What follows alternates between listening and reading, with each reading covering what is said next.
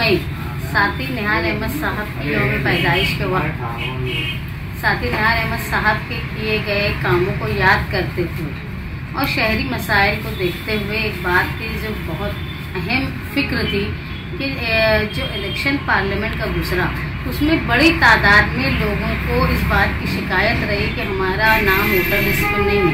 लोग अपने शनाख्ती कार्ड लेकर आ रहे थे और जो 2019 के इलेक्शन की उनकी स्लिप थी वोटर स्लिप वो लेकर आ रहे थे। इसके बावजूद भी उनको उनका नाम लिस्ट में नहीं मिल रहा था। लोगों ने मुसलसल इलेक्शन से पहले और इलेक्शन के दिन कोशिश की, यहाँ तक कि लोग जो जिंदा थे वो आकर खड़े थे और उनकी वोट डिलीटेड और मृत्यु के नाम से थी।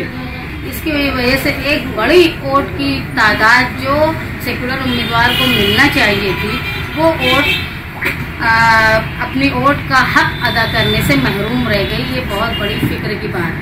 इस बात को जब हम लोग समझने लगे तो एक बात समझ में आई कि असेंबली इलेक्शन 2019 के बाद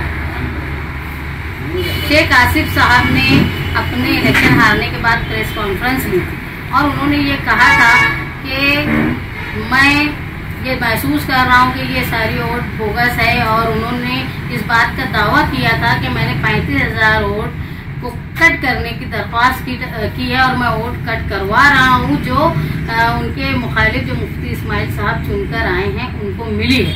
इसलिए हम लोगों को इस बात का अंदाजा हुआ कि ये इलेक्शन में जो लोग मौजूद हैं, हयात हैं, मालेगांव की शहरी है, उसके बावजूद भी मालेगांव शहर की पार्लियामेंट हल्के की यादी में उनका नाम नहीं आया।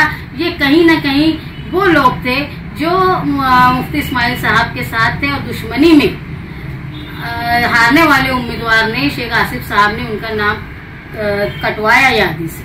उसके बाद हमारी शिकायत ये थी कि जब इस बात का प्रेस कॉन्फ्रेंस लेके शेख आसिफ साहब ने ऐलान किया कि मैं वोट कटवा रहा हूँ, उस वक्त भी मुफ्ती साहब की ये जिम्मेदारी थी कि एनआरसी की मुसीबत लगी हुई थी। मुसलसल मालेगांव शहर के पूरे हिंदुस्तान में इस बात का एहतजाज हो रहा था कि एनआरसी जैसे कानून जो सिर्फ मुसलमान लोगों को परेशान करने के लिए बनाए गए हैं उसके खिलाफ एहतजाज हो रहा था। लोग अपने कागजात, अपने दादा परदादा उनके कागजात को दुरुस्त करने में लगे थे।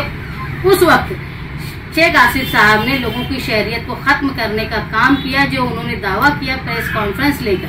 उसके बाद खिलाफ जो मुफ्ती इस्माइल साहब का काम था कि उनको वोट देने वाले लोगों को, सिर्फ वोट देने वालों का ये गुनाह था कि वो शेख आसिफ को वोट नहीं दिए, उन्होंने मुफ्ती साहब को वोट दिए, इसलिए उनका वोट काटी जा रही है। तो उनकी ये जिम्मेदारी थी कि उनकी वोट बढ़ाने के लिए वो कोशिश करें, उनकी वोट कायम रखने के लिए कोशिश करें, लेकिन उन्होंने ये कोशिश नहीं की।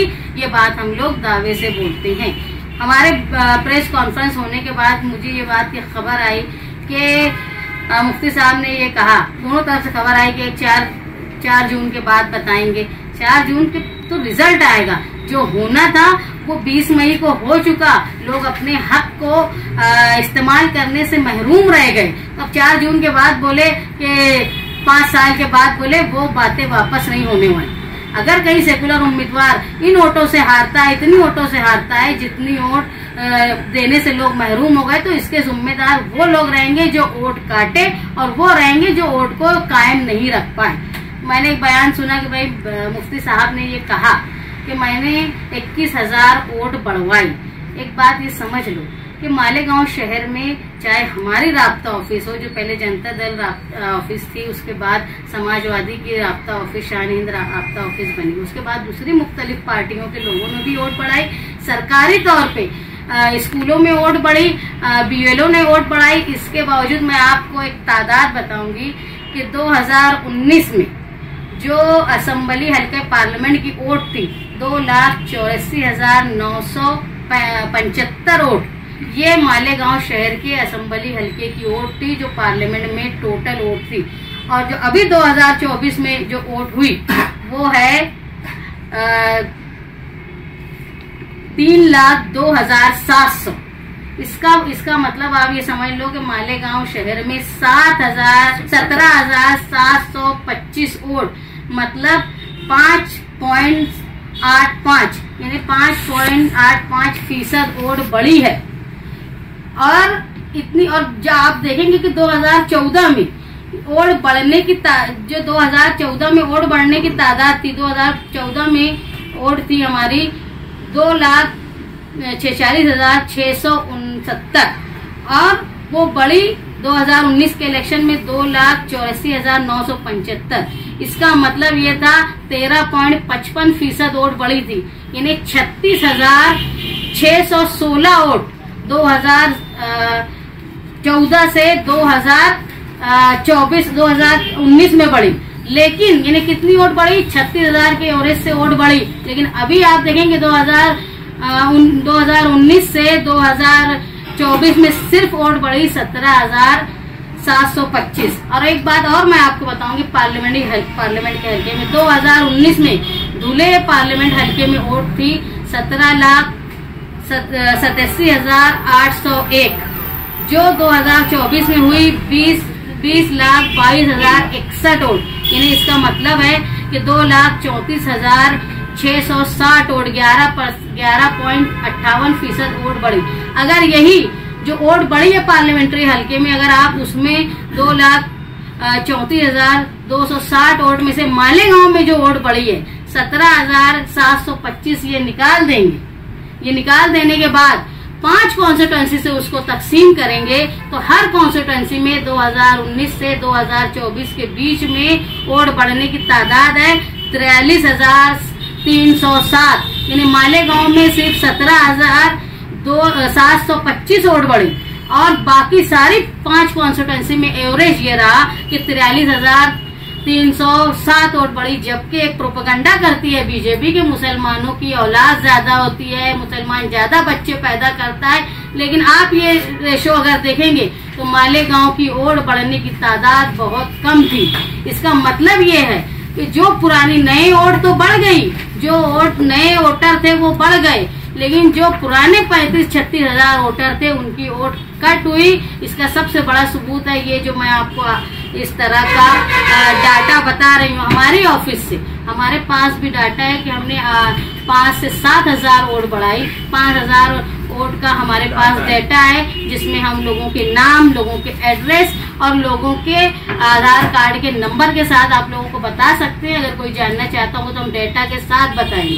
दूसरी बात, हमारी मुखालफत में हमने एक सियासी आदमी को ये बोला कि आप वोट कटवाए और दूसरे सियासी आदमी को ये बोला, मुफ्ती साहब को, कि आपने वोट बचाने में कोई मदद नहीं की क्योंकि हमारे ऊपर एनआरसी की मुसीबत थी, उसके बावजूद भी आपने नहीं की। तो वो हमारा जवाब दिए जमीयतुल उलमा की ऑफिस में बैठ के।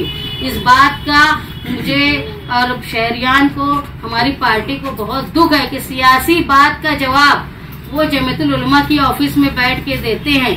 अगर उन्होंने बोला कि मैंने 21,000 वोट बढ़ाया, लेकिन यहाँ तो 17,000 वोट बढ़ी हुई है, अगर मैं वो बोलते हैं कि मैंने 21,000 वोट बढ़ाई, तो कहाँ से बढ़ाई? उन्होंने खुद बढ़ाई अपनी ऑफिस से कि जमीयतुल उलमा से बढ़ाई? अगर जमीयतुल उलमा हमेशा काम करती है, जमीयतुल उलमा हिंदुस्तान की एक ऐसी खिदमतगार समाजी तंजीम है जो हिंदुस्तान के हर हिस्से में काम करती है, चाहे वो कानूनी मदद का काम करती हो, जो लोग बेगुनाह जेल में रहते हैं उनके लिए, चाहे वो हिंदुस्तान में कहीं कुदरती आफत आ जाती है वहां पर भी वो मदद करती है। आजादी की लड़ाई में जमीयतुल उलमा का एक बड़ा हिस्सा रहा है।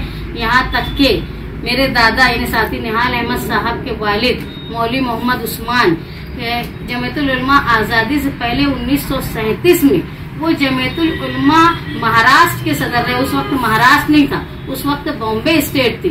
तो मौलवी मोहम्मद उस्मान उसके 1937 से लेके 1953 तक हिंदुस्तान की जमीयतुल उलमा के महाराष्ट्र बॉम्बे स्टेट के सदर रहे। लेकिन हम लोगों ने कभी सियासी तौर पे इस बात का तंजीम का मामला, चाहे जमीयतुल सालिहात मदरसा के बानी साथी निहाल अहमद साहब के वालिद रहे, हम लोगों ने कभी सियासी तौर पे इसका फायदा उठाने की कोशिश नहीं की। लेकिन इस बात का दुख है कि वो जमीयतुल उलमा की ऑफिस में बैठ के सियासी सवाल का जवाब दे रहे हैं। यहाँ तक के जो मैंने मेरे वालिद से तारीख सुनी कि भाई मुस्तफा मालिक साहब वो सालों से जमीयतुल उलमा के सदर रहे थे और जब जमीयतुल उलमा की ऑफिस नहीं थी तो उनके घर से वो ऑफिस चलाया करते थे। यहाँ तक के बैरून शहर से जो लोग यहाँ आते थे, जो सफीर आते थे, वो उनके घर में मुकीम रहते थे। लेकिन इसके बावजूद भी उन्होंने कभी ये नहीं कहा कि मैं ये कर रहा हूँ, मेरे जरिए हो रहा है। उन्होंने हमेशा जमीयत का नाम लिया। यहाँ तक के जो हिंदुस्तान के सदर हैं जमात उलमा के, वो मौलाना अरशद मदनी, मैंने भी कभी उनके मुंह से ये नहीं सुना कि वो जमात उलमा के किसी काम को खुद के नाम से करते हैं। मैंने मालेगांव शहर में ये देखा कि जब जमात उलमा को किसी इमदाद की जरूरत पड़ती है तो मालेगांव का बड़ी तादाद में हर शहरी, मैं ये नहीं बोलूंगी कि कोई अपने मसलक की बुनियाद पर उनको मदद करता है, हर मसलक के लोग उनकी मदद करते हैं, इसलिए कि ये तंजीम जो है लोगों तक पहुंचती है और मदद करती है। इसलिए मैं ये जानती हूँ कि कोई भी शख्स एक ऐसी मुल्क गिर समाजी तंजीम से बड़ा नहीं हो सकता।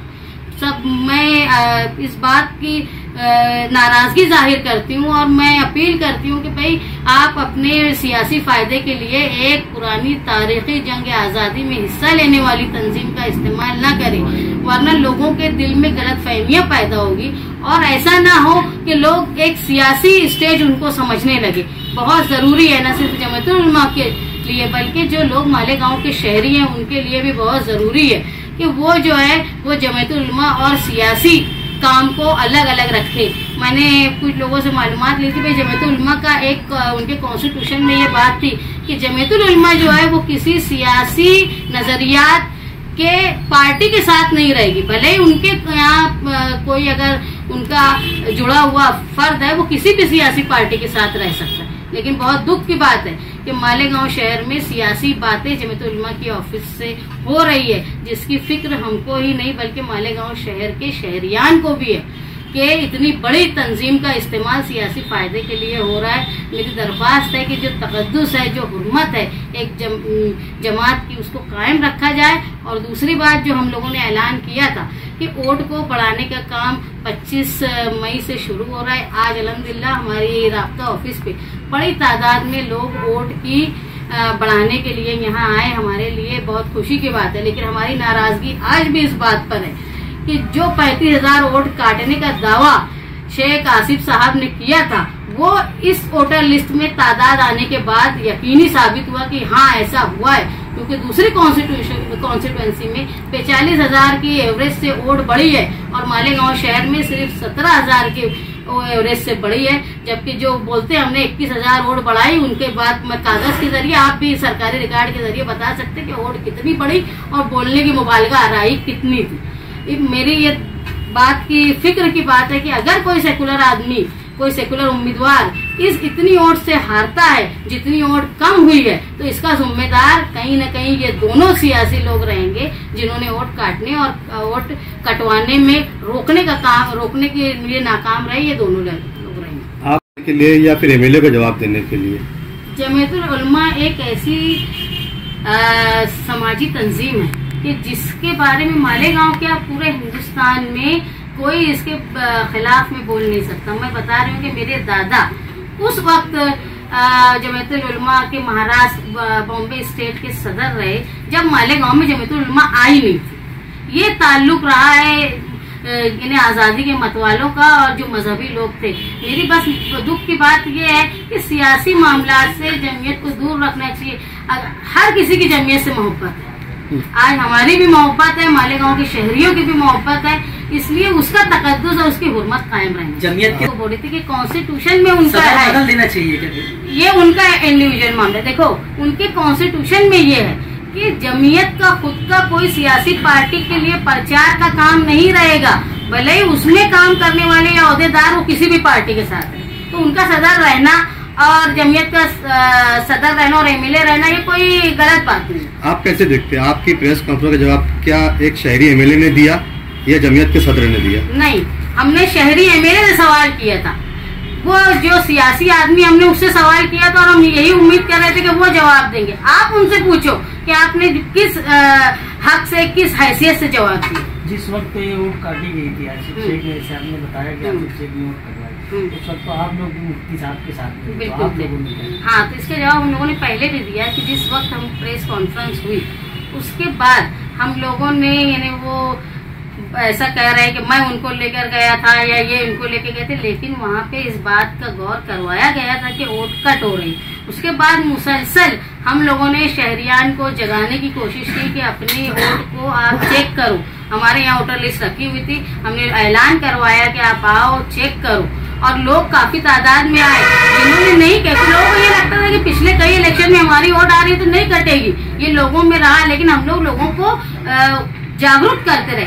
असल में ऐसा हुआ कि वो असेंबली इलेक्शन 2019 के बाद से अभी तक कोई इलेक्शन नहीं हुआ, तो इस बात की जांच नहीं हो पाई कि भाई ये वोट कटी है कि नहीं कटी है। जब वोट का हमारे पास डेटा आया, डेटा आने के बाद सबसे पहले समाजवादी के लोगों ने, निहाली वर्करों ने इस बात पे गौर किया और सबसे पहले प्रेस कॉन्फ्रेंस लेके हमने इस बात को बताया कि मालेगांव शहर से बड़ी तादाद में वोट कटी है। मैडम, ऐसे डबल टिबल वोट भी थे जिसमें मौजूदा एमएलए के लड़के का खुद 2 या 3 मरतबा लिस्ट में नाम था अलग अलग, तो उसका क्या करें? वो देखो, वोट की जांच करना और वोट अगर गलत है तो उनसे पूछना, और पूछने के बाद वो जब जवाब देते वोट का नाम काट देना, ये बहुत बड़े हक से महरूम रखा जा रहा है। इसको ऐसे ही नहीं खत्म किया जा सकता, उनसे पूछना चाहिए। अब मैं बोलूंगी किसी फर्द वाहिद की 3-3 जगह वोट है और जो आम आदमी उसकी एक भी वोट नहीं, तो मतलब क्या है? इसका इम्तियाज हो रहा है ना, इसका मतलब। हमने मालेगांव शहर के आमदार से सवाल किया, मगर उन्होंने सियासी आमदार होने की हैसियत से जवाब देने के बजाय जमीयत की ऑफिस में बैठकर जवाब दिया। एक बात जो उन्होंने खुद बोली कि 8000 स्लिप जमीयत की ऑफिस से लोगों को वोटर स्लिप दी गई, जबकि इनको जिम्मेदारी 141 यादी की दी गई थी उम्मीदवार की तरफ से। मालेगांव शहर में तमाम ही सियासी पार्टियां एक ही पार्टी और एक ही उम्मीदवार का काम कर रही थी, तो उन्होंने, उम्मीदवार ने कैटेगरी बना के अलग अलग जिम्मेदारी अलग अलग लोगों को दी थी। आमदार साहब को 141 यादी की जिम्मेदारी दी गई थी, जिसमें स्लिप बांटने की भी जिम्मेदारी थी और बाकायदा स्लिप प्रिंट करके दी गई थी। और 141 यादी की जो स्लिप थी वो लगभग 1.25 लाख स्लिप थी, जिसके अखराजात दिए गए। जो वोटर के घर तक स्लिप पहुंचाना, वोटर को पोलिंग बूथ तक लेकर आना, ये सारे अखराजात भी उसके साथ दिए गए। और अगर ये बात कोई झुटलाने की कोशिश करेगा, स्टेज से जो फीस अभी लिल्ला की बात बोलते वो बिल्कुल झूठ बोलते। इसका खर्च सभी सियासी पार्टियों को दिया गया। ये बात सच है कि कम खर्च में सभी लोगों ने काम किया, मगर मालेगांव शहर का कोई सियासी लीडर ये नहीं बोल सकता कि उसको यादी के हिसाब से खर्च नहीं दिया गया। 141 यादी का 1.25 लाख स्लिप बांटने के बजाय जमीयत की ऑफिस से, जो कि एक तंजीम है, मजहबी दीनी तंजीम है, जिस तरह दूसरी मजहबी समाजी तंजीमें मालेगांव शहर में काम करती है, उसी तरह जमीयत भी करती है। मगर अब जब कोई फर्द वाहिद तंजीम से बड़ा हो जाए या अपने आप को तंजीम से बड़ा बतलाने लगे, तो ऐसे वक्त ये लम्हा फिक्रिया उस तंजीम के लिए भी है, वो तंजीम जिस कौम के लिए काम कर रही है उस कौम के लिए भी है। बाकायदा जो वोट जमीयत से बढ़ाई जाती उसका खर्च भी सोहेल मास्टर को जमीयत की तरफ से दिया जाता। तो जमीयत को चंदा सब लोग देते, जमीयत हमारी तंजीम है, मगर अगर कहीं पर आग लगी और घर बना तो हेडिंग ये लगती है कि मुफ्ती से आमदार का बड़ा कारनामा। ये आमदार का बड़ा कारनामा नहीं है। मैं यूट्यूब वालों से भी गुजारिश करूंगा, अखबार वालों से भी गुजारिश करूंगा, अगर काम जमीयत का है तो तंजीम से बड़ा फर्द वाहिद नहीं हो सकता। वो सियासी तंजीम हो, मजहबी तंजीम हो या कोई सोशल या दीनी तंजीम हो, फर्द वाहिद हमेशा तंजीम से छोटा होता है। तुम जमीयत की साख्त को कमजोर कर रहे हो, उसे नीचा कर रहे हो, सिर्फ एक फर्द वाहिद को बड़ा करने के लिए। तो मेरी तमाम ही लोगों से गुजारिश है, मालेगांव शहर की आवाम से भी गुजारिश है कि ये लम्हा फिक्रिया है, आप सोचो। और उस तंजीम के जो रुकन हैं, जो जिम्मेदार हैं, उनके लिए भी ये लम्हा फिक्रिया है कि तंजीम से बड़ा कोई नहीं होना चाहिए। तो उन लोगों को भी सोचना चाहिए। और हमारे ऊपर तनकीद अगर वो सियासी स्टेज से आज भी बोले, मैं इससे पहले ही बोला हूँ कि सियासी प्लेटफॉर्म से आएंगे, मुंह तोड़ जवाब देंगे उनको। हमको सिखाने की ज़रूरत नहीं है। इस शहर में निहाल साहब से सीखे हुए लोग हैं। जब इलेक्शन हुआ सबसे पहले हमने बोला कि 17C फॉर्म, हो सकता है कि शहर में बहुत से लोगों को नहीं मालूम हो।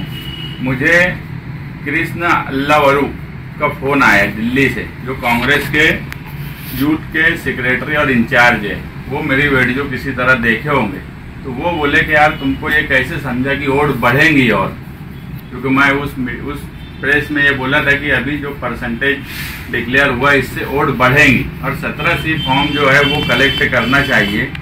और तो उन्होंने मेरे से वो डिटेल मांगी कि यार तुमको कैसे समझा। मैं वो डिटेल उनको बताया कि यार ऐसे ऐसे ऐसे ऐसे वो चीज़ें हमको समझी। तो हमको समझता है तुमने 141 यादी पे काम किए, तुमने 17C फॉर्म कितना जमा किया, तुम पोलिंग एजेंट हर जगह बैठाए क्या। यहाँ पर शहर में 20 स्टॉल हमने सियासी लगाया, सियासी, और उस 20 स्टॉल के अलावा जो यादी हमको दी गई उस यादी पर हमने हमारे लोगों को दिया कि वो स्लिप जितनी हो सके उतनी उन घरों तक पहुंचाने की कोशिश करो। वो कोशिश भी की गई। 8 दिन तक भी 20 स्टॉल लगाए गए। वहाँ पर वो 20 स्टॉल में ऑनलाइन और जो अलग से हमने 2 लेडीज जो काम करते उनको भेजा, उनको अलग से पैसा दिया कि हर तरीके से लगभग 1 लाख सियासी तौर पर काम करने पे हमने सिर्फ स्टॉल से लोगों को स्लिप हाथ से भी बना के दी, और जो स्लिप हमारे पास आई थी जो हो सका वो हमने दी।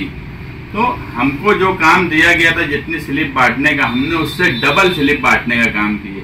मगर जिनको आमदार साहब को 141 यादी का जो काम दिया गया, उन्होंने वो काम ईमानदारी से नहीं किया। और आखिरी में जमयत की 8000 बांटी हुई स्लिप, इससे मुझे इनकार नहीं है कि जमयत से 8000 स्लिप नहीं बटी होंगी, बटी होंगी, अच्छी बात है, समाजी काम काज कर रही है, अच्छी बात है। मगर वो 8000 स्लिप जमयत से बटी है। 1.25 लाख स्लिप की जो खर्च इन्होंने लिया, जो जिम्मेदारी इन्होंने ली, उसके ताल्लुक से इन्होंने एक स्लिप नहीं बांटी। अगर बांटी होती तो उसी वक्त इन्होंने बोला होता। तो मेरा सिर्फ यही बोलना है कि आप अगर सियासी तौर पर कोई बात हो रही है तो उसका जवाब आप सियासी तौर पर दो, ना कि ऐसे प्लेटफॉर्म से जिस प्लेटफॉर्म पर हमारी भी जिम्मेदारी है। अगर कल मैं जाकर खड़ा हो जाऊं या कोई और खड़ा हो जाए कि अगर ये मकान बना है तो ये हमारा भी काम है, क्योंकि ये कोई एक फर्द वाहिद इसका क्रेडिट नहीं ले सकता। और मैं जो बोला वापस मैं यूट्यूब वालों को ही बोलूँगा कि आप लोग एक तंजीम को छोटा कर रहे हो। तंजीम को बहरहाल फाल तंजीम है, उसे छोटा मत करो। एक फर्द वाहिद और एक सियासी आदमी के लिए इतना ज़्यादा अपने को झुकने की ज़रूरत नहीं है। जमयत बड़ा नाम है, उसको बड़ा नाम रखो। जमयत की 1918 से जमयत का कयाम हुआ है, उसमें कई बड़े बड़े सदर आए गए, फौत हो गए, मिट्टी में मिल गए, लेकिन वो जमयत की जो हुर्मत है, उसकी जो मजबूत शाखें है पूरे हिंदुस्तान में फैली है। किसी एक वाहिद शख्स से उसके मुआवजा आप नहीं कर सकते, वो कायम है। और जब तक लोग आते रहेंगे जाते रहेंगे, नस्लें खत्म होंगी, वो तंजीम कायम रहेगी, लेकिन उसकी हुर्मत बचा के रखना चाहिए, उसमें ना इत्तेफाकी नहीं पैदा होना चाहिए। हमारी दरख्वास्त नहीं, बड़े बड़ा जमयत में है। जब ऐसी हेडलाइन लगती है कि मुफ्ती इस्माइल ने घर बना कर दिया, तो ये खामोशी क्यों इख्तियार रखते हैं? ये जमयत में जो बाकी जो लोग बात आप समझ लो कि अगर हम आज ये बात बोल रहे तो कहीं ना कहीं एक आम आदमी जो है ना, एक आम आदमी नहीं बैठा है कि वो हर बात आकर बोले, मगर लोग इसको जब बुरा मानने लगे, हम सियासी लोग हैं, जब ये चीज़ समझने लगी कि लोग अब इसको गलत मानने लगे, तो हमको आकर लोगों की तर्जुमानी करना पड़ी। ये हम नहीं बोल रहे, ये लोगों की तर्जुमानी है।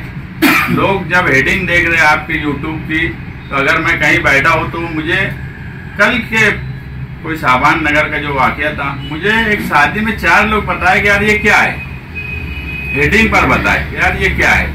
तो ये जो हम बोल रहे हैं, तुम बोल रहे कि लोग नहीं बोल रहे, आम आदमी जो है वो हर मामले में नहीं बोलता। उसको मालूम है कि यार उसने, अगर हम सियासी तौर पे या यानी कोई दीनी तंजीम है, उसके जो अहदेदार है वो आवाम की तर्जुमानी करते, हर आम आदमी आगे खड़ा होकर नहीं बोलेगा।